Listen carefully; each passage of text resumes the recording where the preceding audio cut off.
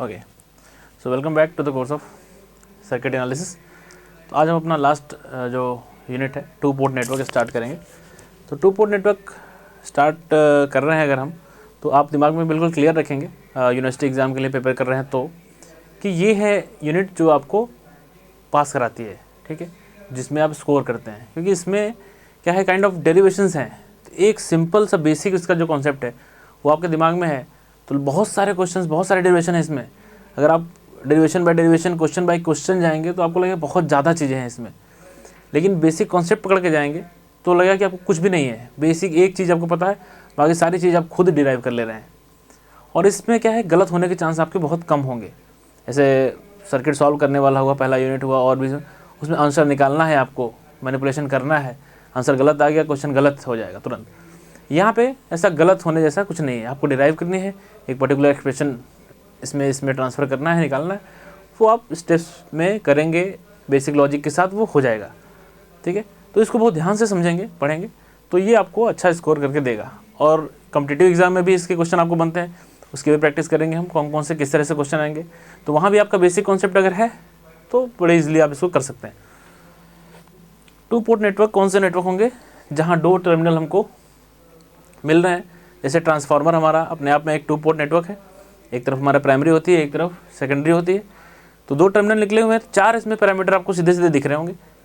Primary का voltage, primary का current, secondary का वोल्टेज, सेकेंडरी का करंट, ठीक है। इस तरह से वोल्टेज करंट हमने अगर रिप्रेजेंट किया है, तो इस तरह से करते करते बहुत सारे पैरामीटर्स आपके हम डिफाइन करते हैं। इसमें हम जेड पैरामीटर पढ़ते हैं, वाई पैरामीटर पढ़ते हैं, एच पैरामीटर पढ़ते हैं, ABCD पैरामीटर, सारे पैरामीटर्स का। तो जो भी पैरामीटर्स में पढ़ेंगे, सबकी जो बेसिक इक्वेशन होगी वो आपके दिमाग में क्लियर रहनी चाहिए, वो आपको एकदम बिल्कुल याद रहनी चाहिए। अगर वो चीज़ें आपके दिमाग में है तो आप इसमें कोई भी टॉपिक इस पर्टिकुलर यूनिट का है वो आप इजीली अपने आप से कर सकते हैं, ठीक है। तो सबसे पहले हम बात करते हैं इसमें अगर जेड पैरामीटर की। जेड या फिर आप कह सकते हैं impedance parameter,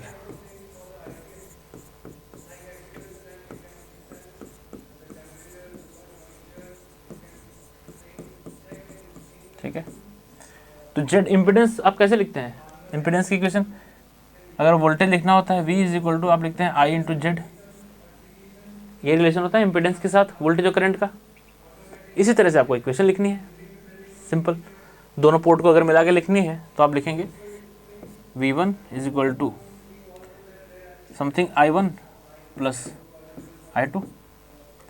V2 is equal to, जैसे KVL इक्वेशन बनती है, KVL equation I1 plus I2, ठीक है। यहाँ पे हो जाएगा आपका Z11, ये हो जाएगा Z12, Z21, और यहाँ पे आपका आ जाएगा Z22 प्लस Z22। इस तरह से आप इसकी इक्वेशन लिख सकते हैं। KVL इक्वेशन ऐसे लगाते हैं, लूप लगाते हैं, इस तरह की इक्वेशन बनेगी आपकी KVL की। Voltage is equal to something I into Z, ठीक है। अब जब वाई पैरामीटर, एडमिटेंस पैरामीटर निकालेंगे तो वहाँ हम KCL लगाते हैं जनरली, तो वहाँ इस तरह की इक्वेशन बनेगी I into V, I is equal to V into Y, ठीक है। तो कुछ सेंस भी आपके दिमाग में रहना चाहिए कैसे इक्वेशन वो लिखती है, बाकी इक्वेशन आपके दिमाग में क्लियर रहने चाहिए, ठीक है। तो अब हम एक एक टर्म को डिफाइन करेंगे। तो इसमें आपको वो याद रखना पड़ेगा जो अभी अपने पिछले लेक्चर में पढ़ा था, कि कैसे कोई एक टर्म दिया हो, जैसे कि फॉरवर्ड ट्रांसफ़र इम्पीडेंस, इसका मतलब क्या। तो उसी की नेम, जिस नोमेनक्लेचर हमने देखा था, उसी तरह से आपको टर्म डिफाइन करने हैं। जैसे अगर हम यहाँ पे इनकी बात करें, Z11 की और Z21 की, ये कैसे डिफाइन होंगे। इसको डिफाइन करने के लिए हमको पहले I20 चाहिए, मतलब सेकेंडरी जो है वो हम मान के चलेंगे ओपन सर्किट, ठीक है। तो इनको डिफाइन करेंगे। तो उस तरह से हमारा Z11 क्या होगा, Z11 अगर I20 हो गया तो सीधे सीधे V1 अपॉन I1 हो जाएगा, ठीक है। तो इसका मतलब Z11 is equal to V1 upon I1 at I2 is equal to 0, ठीक है। उसी तरह से Z21 भी है, ये हो जाएगा क्या, V2 अपॉन I1। Z22 आपका क्या हो जाएगा, Z21 हो जाएगा V2 upon I1 at I2 is equal to 0। नाम अगर आपको बोलना हो तो क्या बोलेंगे इसको, Z11 को, यह है I2 इक्वल टू 0 है, मतलब open circuited, secondary open circuited है, तो पहला तो यही जुड़ गया, open circuited. V upon I है मतलब इम्पिडेंस है, 1/1 मतलब सेम पोर्ट की बात हो रही है, वो भी इनपुट की, तो ड्राइविंग पॉइंट इनपुट इम्पिडेंस हो गया ये। ओपन सर्किटेड सेकेंडरी है, open circuited driving point input impedance, Z11 का नाम हो गया। Z21 को आपको कोई नाम देने को बोले तो क्या बोलेंगे इसको, I2 0 मतलब ओपन सर्किटेड तो है, V बाई आई है मतलब इम्पिडेंस तो है, इम्पिडेंस पैरामीटर ही पढ़ रहे हैं, 2/1 है मतलब आउटपुट की क्वांटिटी है, नीचे इनपुट की क्वांटिटी है, इसका मतलब फॉरवर्ड ट्रांसफर इम्पिडेंस, हमने पहले पढ़ा था नोमेनक्लेचर, सेम वही चीज़ है। तो ये हमारा Z21 क्या हुआ, open circuited forward transfer impedance, ठीक है। इसी तरह से अगर हमको इनको डिफाइन करना हो तो इसके लिए I1 0 करना पड़ेगा, Z12 इज इक्वल टू क्या आएगा, V1 अपॉन I2, ये हो जाएगा V1 upon I2 at I1 is equal to 0, और Z22 आपका हो जाएगा V2 upon I2 at I1 is equal to 0। इनके नाम भी आप बोल सकते हैं, open circuited primary open circuited, input open circuited, और ये V बाई आई है, Z ही है मतलब 1/2 है, तो रिवर्स ट्रांसफर इम्पिडेंस, ठीक है। इस तरह से आप इनके नाम भी बोल सकते हैं। ये driving point output impedance, correct है। तो इस तरह से हमें सारे पैरामीटर्स को इक्वेशंस मालूम होने चाहिए, और कैसे उनके जो एक एक पैरामीटर है वो कैसे डिफाइन हो रहे हैं, ये आपको करना है, ये आपको क्लियर होना चाहिए। तो अगला अगर हम बात करें अपने वाई पैरामीटर, वाई या फिर admittance,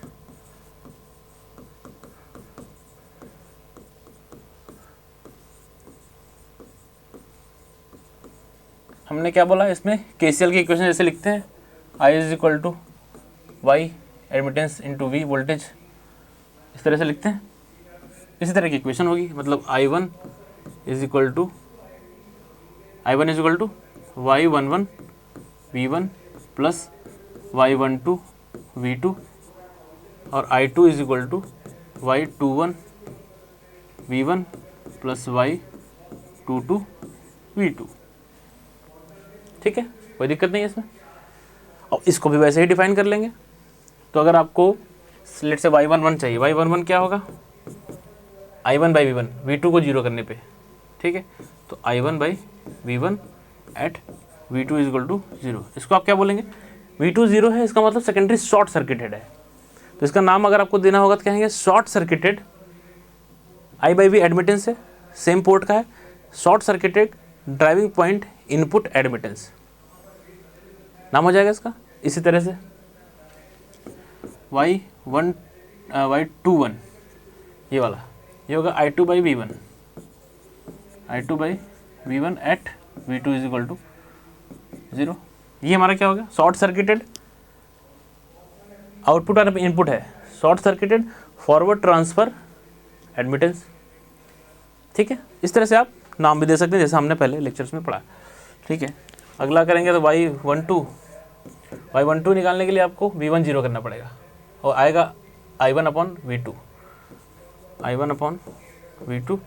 eight V1 is equal to 0, और इसी तरह से Y22 आ जाएगा आपका I2 upon V2 at V1 is equal to 0, correct है। इस तरह से अब अगला कोई कर लेते हैं, H पैरामीटर, H या फिर आप बोलते हैं इसको हाइब्रिड,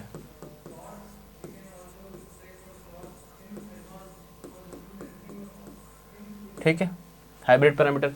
इसकी इक्वेशन के सबकी इक्वेशन आप याद रखिए। इसकी इक्वेशन हम लिखते हैं V1 I2 हमारे डिपेंडेंट वेरिएबल होंगे, और वो इंडिपेंडेंट वेरिएबल होंगे कौन से, I1 और V2।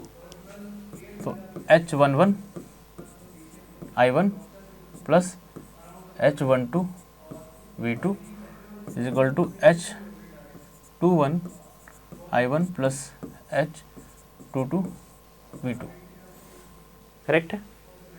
इस तरह से सबकी इक्वेशन आपको बिल्कुल ध्यान में रखनी है। V1 I2 आपके dependent variable, I1 V2 independent variable. अब यहाँ पे डिफाइन करना होगा H11 को, क्या बोलेंगे आप, V2 जीरो करने पे V1 अपॉन I1,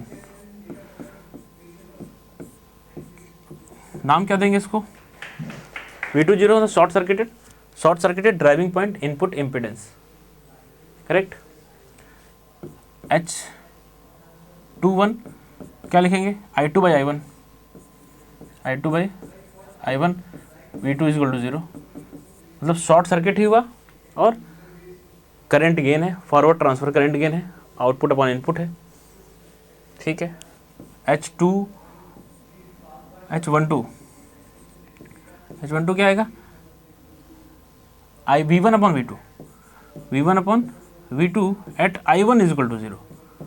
इसका मतलब प्राइमरी को इनपुट को ओपन करना होगा, तो ये तो कैसा हुआ, open circuited reverse transfer voltage gain, ठीक है, V1 upon V2।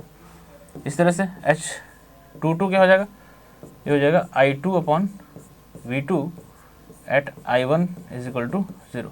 Open circuited output admittance हो गया, वो I बाई V है, driving point output admittance I1 is equal to 0 है, इसलिए ओपन सर्किटेड, ठीक है। तो नाम भी कैसे उसका बोलना है वो भी आपको बिल्कुल क्लियर होना चाहिए, पहला लेक्चर अगर आपने लिए हुए हैं तो, ठीक है। तो ये हाइब्रिड पैरामीटर हो गया, इसी का एक इनवर्स उल्टा होता है जी पैरामीटर, ये एच पैरामीटर है। जी पैरामीटर में जो आपके डिपेंडेंट वेरिएबल हैं वो इंडिपेंडेंट हो जाते हैं, जो इंडिपेंडेंट है वो डिपेंडेंट, तो मतलब V1 I2 अंदर जाएगा और I1 V2 आपका इधर आएगा, यही अंतर है, ठीक है, उसको कर लेंगे अपने से।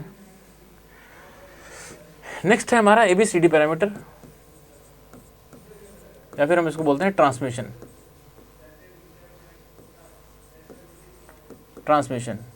लाइन पैरामीटर जो होता है आपका, वही आपका ABCD पैरामीटर है, ठीक है। तो इसकी इक्वेशन कैसे लिखते हैं, ट्रांसमिशन लाइन में हमको क्या एक्सपेक्टेड है कि भाई सेंडिंग एंड से कुछ वोल्टेज करंट आएगा, रिसीविंग एंड पे कुछ वोल्टेज करंट पहुंचेगा, तो जो रिसीविंग एंड पे है, जो हमारे एंड पे है, वो तो हमको दिख रहा है, पता है। सेंडिंग एंड से कितना आया था ये पता नहीं है, वो पता नहीं है। इसका मतलब आपका डिपेंडेंट वेरिएबल कौन होगा, जो पता नहीं है, सेंडिंग एंड से आया है। इंडिपेंडेंट वेरिएबल कौन होगा, जो आपको पता है, रिसीविंग एंड का, मतलब आउटपुट का आपको पता है, इनपुट से कितना आया पता नहीं। तो इसका मतलब सीधे सीधे आप इसमें ऐसे लिखेंगे,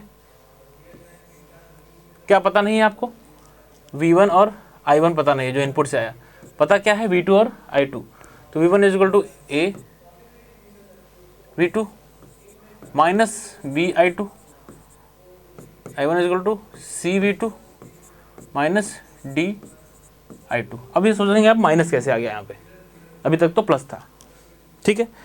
तो एक्चुअली में क्या हुआ कि हमने जो टू पोर्ट नेटवर्क डिफाइन किए, अब सारे करंट अंदर की तरफ डायरेक्शन है, तो जितने भी पैरामीटर डिफाइंड है उसमें करंट की डायरेक्शन हमने अंदर एज्यूम की है, इसलिए है। लेकिन ABCD पैरामीटर में ट्रांसमिशन लाइन पैरामीटर है, चूँकि आपको पता है कि रिसीविंग एंड पे करंट बाहर जा रही है, करंट वहाँ से इनपुट से आउटपुट निकल रही है, तो बाहर जा रही है, इसलिए वहाँ पे वो माइनस है। तो ध्यान देंगे कि अगर कभी सर्किट आप सॉल्व कर रहे हैं, करंट की डायरेक्शन बाहर की ही तरफ है, तो ABCD पैरामीटर में जहाँ वो माइनस लगाया आपने, उसको आप प्लस करेंगे। तो वहाँ माइनस मैं तभी लगाऊंगा जब करंट इस तरह से अंदर, यहाँ मैंने अंदर रखी थी इसलिए वहाँ माइनस रखा था। और बाकी पैरामीटर में क्या है कि जब अंदर की तरफ है तो प्लस लगाएंगे, अगर करंट बाहर की तरफ गई I2, तो जहाँ जहाँ I2 है वहाँ माइनस I2 आएगा। इस चीज़ का एकदम ध्यान रखेंगे, ठीक। चलिए, तो ये हो गया। इसमें भी आप डिफाइन कर सकते हैं, A इज इक्वल टू क्या है, I2 जीरो करना पड़ेगा, ये हो जाएगा V1 upon V2 at I2 is equal to 0, open circuited reverse transfer voltage gain. B क्या है, B के लिए V2 जीरो करना पड़ेगा, और ये आ जाएगा कितना, minus V1 upon I2, V2 is equal to 0। Short circuited impedance है, short circuit reverse transfer impedance, input upon output है, कैसे नाम भी देना है आपको, ठीक है। C क्या है, C के लिए I2 जीरो करना पड़ेगा, I1 अपॉन V2 आएगा, I1 अपॉन V2। एडमिटेंस है रिवर्स ट्रांसफर, डिवाइड बाई किस पे, I2 इज इक्वल टू 0 पे है ये। तो C एडमिटेंस है, ये इम्पिडेंस है, ये वोल्टेज गेन है, and this D is equal to I1 अपॉन I2 माइनस में करंट गेन, ठीक है। कहाँ पे, V2 इज इक्वल टू 0 पे, शॉर्ट सर्किटेड करंट गेन। तो डी आपका करंट गेन है, ए आपका वोल्टेज गेन है, बी आपका इम्पिडेंस है and C is your admittance. ठीक है, तो ये आपने पैरामीटर डिफाइन कर लिए। तो कुल मिला के आपको इक्वेशन बिल्कुल बाय हार्ट होनी चाहिए। इक्वेशन सारे पैरामीटर्स की अगर याद है तो आप इसमें कोई सा भी प्रॉब्लम कर सकते हैं। सबसे पहला इसमें प्रॉब्लम क्या आता है, इसमें एक तरह का डेरिवेशन आपको आता है कि relation between one parameter and other parameter. जैसे आपको बोल दिया कि derive the expression of Z parameters in terms of H parameters, ठीक है, या फिर Z parameters in terms of Y parameter, Y in terms of H, H in terms of A B C D, कुछ भी।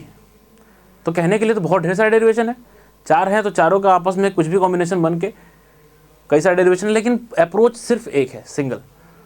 तो मैं आपको एक को ये बताता हूँ, उसी सेम अप्रोच से आपको चीज़ें सॉल्व करनी है, सारा डेरिवेशन आप खुद कर सकते हैं। चलिए कोई एक ले लेता हूँ मैं, कोई सा भी ले लेते हैं, जैसे Z parameter in terms of H parameter. चलो ले लेते हैं डिराइव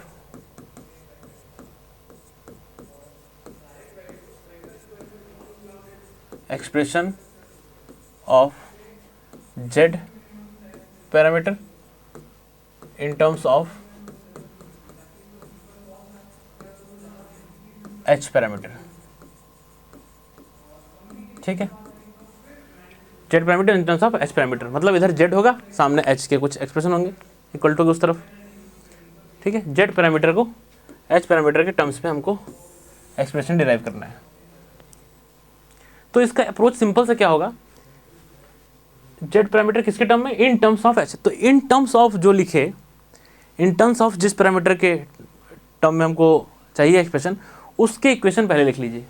एच पैरामीटर की इक्वेशन लिख लीजिए। कैसे लिखते हैं आप, v1 i2, उधर होता है h11 i1 plus h12 v2, h21 i1 plus h22 v2, ऐसे लिखते हैं।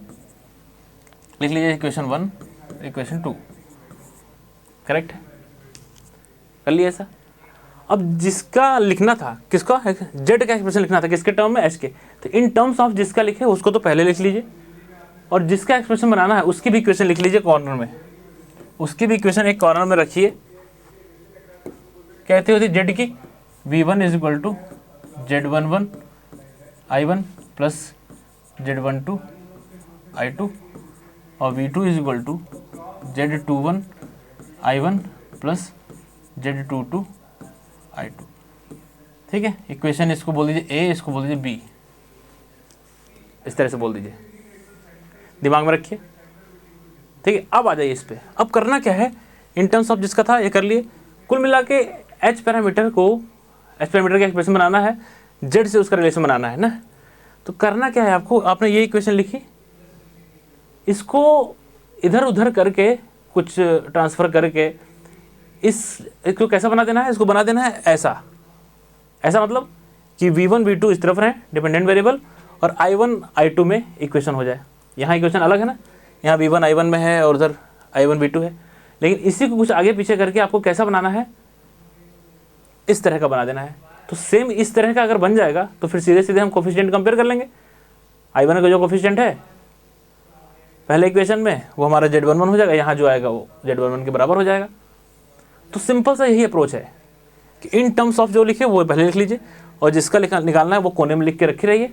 ठीक है, अप्रोच क्या रखिए कि इसको तोड़ मरोड़ के किसी तरह से इसके फॉर्म का बनाना है, जिस तरह की इसकी इक्वेशन है।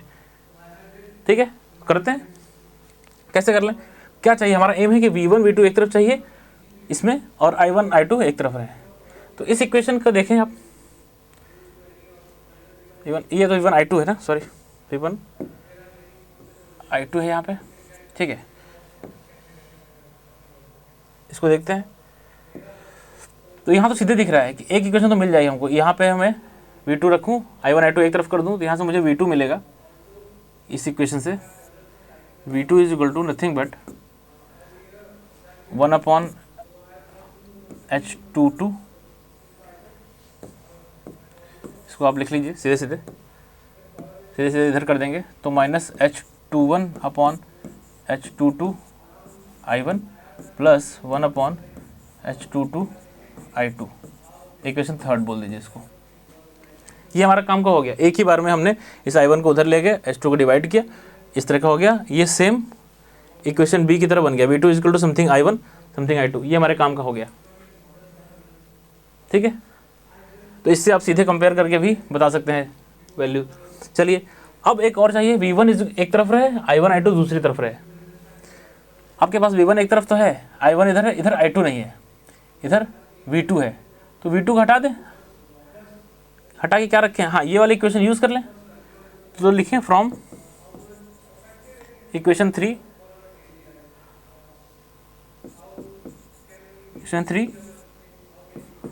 Put value of V2 in equation 1। यहाँ से V2 की वैल्यू इक्वेशन 1 में डाल दीजिए, तो क्या हो जाएगा, V1 is equal to H11 I1 plus H12, V2 की वैल्यू पूरी है, minus H21 divide by H22 I1 plus 1/H22 I2, correct है।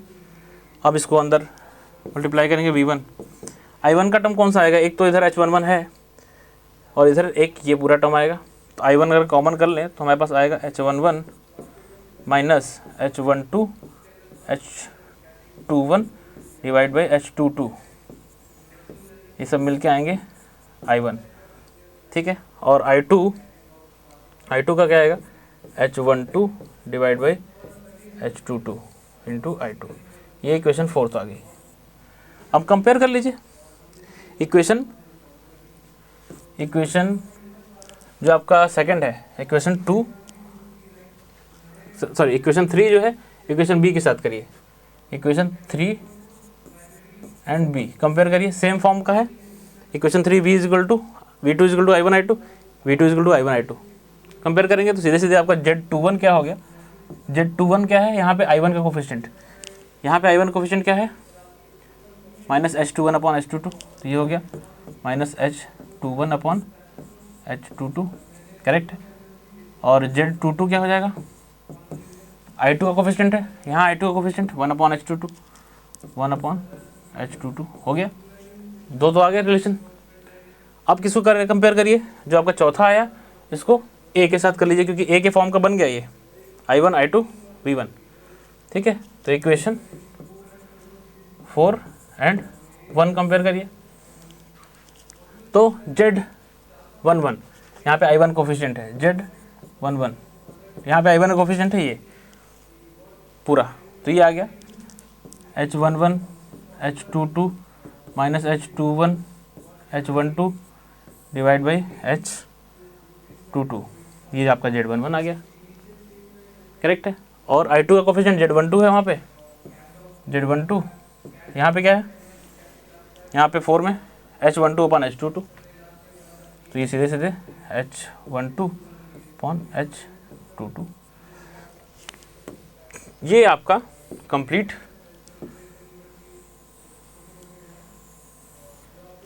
रिलेशन आ गया। यही चाहिए था, Z in terms of H, Z के सारे पैरामीटर H के टर्म्स में आ गए।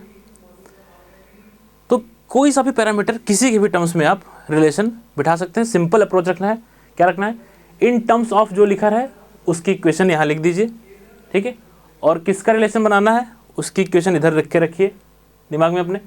अब अप्रोच क्या रखना है, सिंपल, कि इस इक्वेशन को तोड़ मरोड़ के किसी तरह से इसके फॉर्म का बनाना है।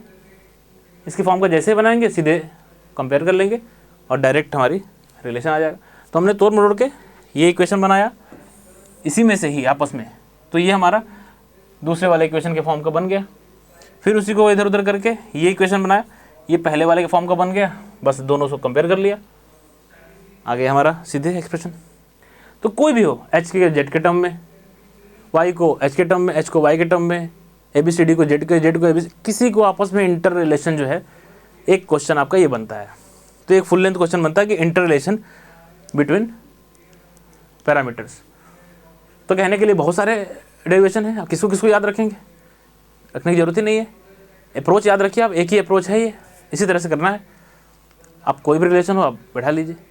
इसी तरह से इसमें एक एक अप्रोच खाली आपको याद रखना है, एक एक डेरिवेशन याद नहीं करना है।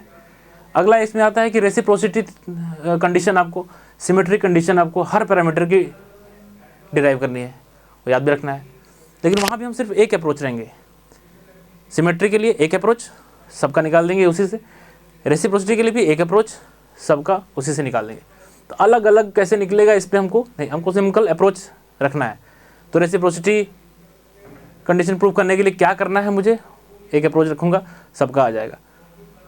सिमेट्री कंडीशन करने के लिए क्या अप्रोच करना है, तो एक एक चीज़ हम पढ़ेंगे अप्रोच। नेक्स्ट में हम सिमेट्री रेसिप्रोसिटी कंडीशन वाला भी देखेंगे और उनके डेरिवेशन भी कर देंगे, ठीक है। उसके बाद इसमें आपके कुछ कॉम्बिनेशन ऑफ नेटवर्क आते हैं, सीरीज़ कॉम्बिनेशन हो गया, पैरेलल कॉम्बिनेशन हो गया, दो नेटवर्क कैस्केड में है, ठीक है। तो सीरीज़ पैरेलल मिक्स है, तो इन सब में फिर कैसे हम ओवरऑल पैरामीटर लिखते हैं, ठीक है, वो सारी चीज़ें। तो बहुत सिंपल सा यूनिट है, एक फ्लो में जाता है, आपको प्रैक्टिस चाहिए होता है बस। ये सारी चीज़ें जैसे है मैंने एक कर दिया, तो बाकी जितने भी रिलेशन है वो आप खुद करिए तो आपको पता रहेगा, कॉन्फिडेंस भी रहेगा, हाँ ये कर लूँगा मैं, यही अप्रोच है, इसी से सब लगेगा, ठीक है। ट्राई करेंगे इसको। Thank you.